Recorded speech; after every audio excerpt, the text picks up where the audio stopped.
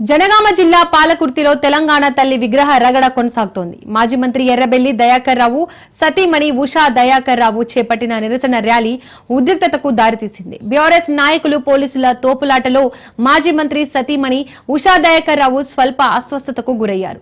దీంతో బీఆర్ఎస్ శ్రేణులు పోలీసులు గోబ్యాక్ అంటూ పెద్ద ఎత్తున నినాదాలు చేశారు. తమ నాయకులు 9 మందిపై కేసులు పెట్టారని ఉషా దయాకర్ రావు ఆగ్రహం వ్యక్తం చేశారు. తమ నాయకులపై దాడి చేసిన కాంగ్రెస్ నాయకులపై చర్యలు తీసుకోవాలని వర్ధన్నపేట ఏసీపీ అంబాటి నరసయ్యకు ఫిర్యాదు చేశారు.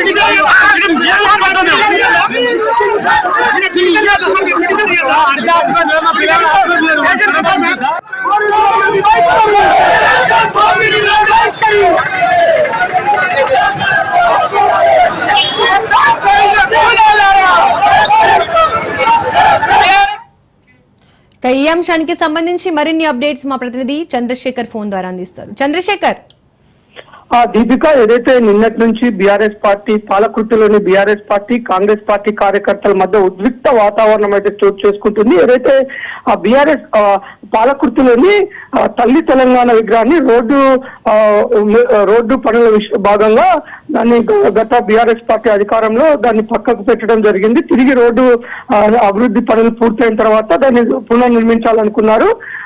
ఆ రోడ్ల నిర్మాణం పూర్తవడంతో ఈ రోజు నిన్న కాంగ్రెస్ పార్టీ నాయకులు ఆ ప్లేస్ లో కొత్త ఎవరైతే పాత తల్లి తెలంగాణ నమూనాతో ఉన్న స్టాచ్యూ కాకుండా కొత్త తల్లి తెలంగాణ నమూనాతో ఉన్న స్టాచ్యూస్ ని అక్కడ పునఃప్రతిష్ఠించాలనుకున్నప్పుడు కొంత బీఆర్ఎస్ పార్టీ కార్యకర్తలు నిన్న అక్కడికి వచ్చి కొంత నిరసన వ్యక్తం చేయడం జరిగింది. నిరసన వ్యక్తం చేస్తున్న క్రమంలో పోలీసులు అక్కడికి రంగప్రవేశం చేయడంతో కొంత ఉద్రిక్త వాతావరణం చోటు చేసుకొని ఆ పోలీసులకి ఇటు బీఆర్ఎస్ పార్టీ కార్యకర్తల మధ్య కొంత తోపులాట జరగడంతో ఇటు పోలీసులు కొంత వారిని బీఆర్ఎస్ చెందిన 9 మంది నాయకుల పైన కేసులు నమోదు చేసి అరెస్ట్ చేసి పోలీస్ స్టేషన్ తరలించారు.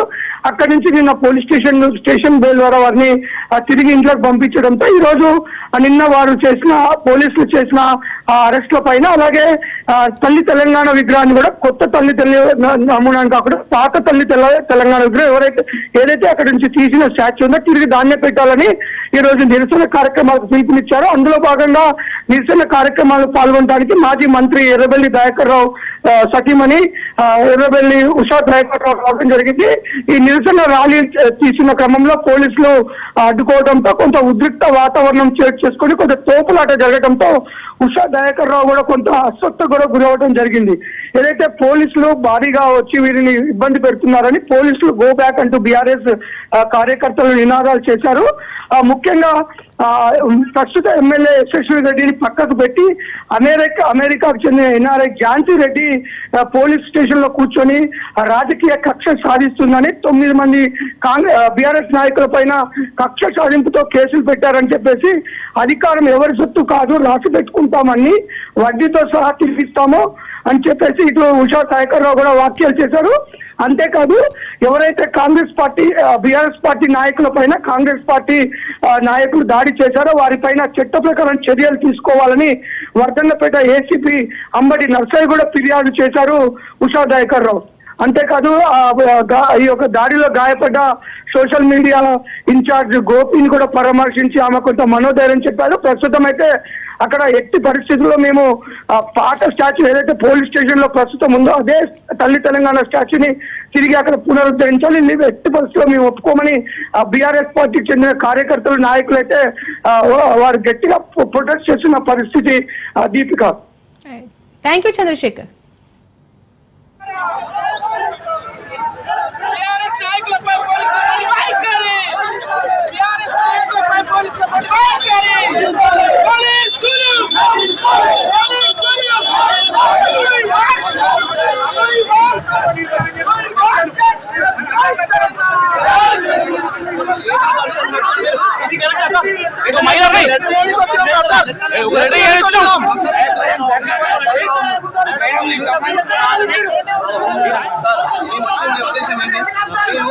నిరసన గురించి కాదు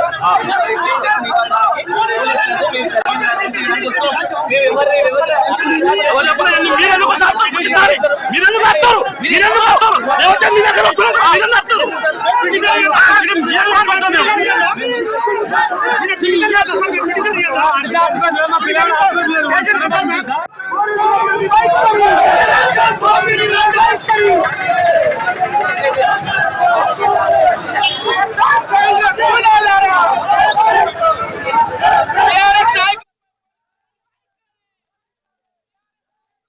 మేమేమో అన్యాయం చేయడానికి రాలేదు, దౌర్జన్యం చేయడానికి శాంతియుతంగా వచ్చి ఒక పోలీస్ స్టేషన్లో ఒక అప్లికేషన్ ఇచ్చి మాకు జరిగిన అన్యాయాన్ని శాంతియుతంగా వెళ్దామని మేము వస్తే వాళ్ళ పోలీసు వాళ్ళంతా 100 మంది పోలీసు వాళ్ళు వచ్చి మరి ఒక మహిళని కూడా చూడకుండా మరి నన్ను కూడా ఎంతో తొక్కిసితో వచ్చింది. ఇంత ఎండలో మరి ఎందుకు వచ్చాను నేను, దయన్న లేరు, నేను 15 ఏళ్ళు మరి అధికారం ఉన్నప్పుడు ఇంట్లో కూర్చోలే, ప్రజల కష్ట సుఖాలు రాత్రింబాళ్ళు దయన్నవంతుకు నేను తిరిగి చూసినా మీ అందరూ కూడా తెలుసు.